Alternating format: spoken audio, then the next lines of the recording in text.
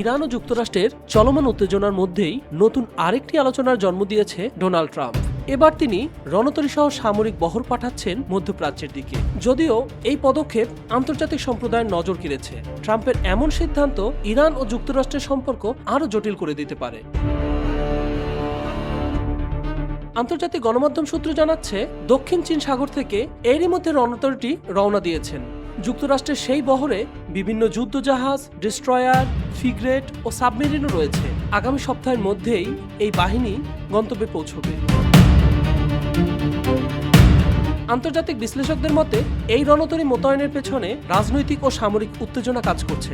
যুক্তরাষ্ট্রের রণতরী মোতায়েনে কার্যকত কী পরিবর্তন আসবে তা সময়ই বলে দেবে। তবে নিরাপত্তা ও শক্তি বলয়ের এই প্রভাব দীর্ঘমেয়াদে রূপ পেতে পারে বলে ধারণা করা যাচ্ছে।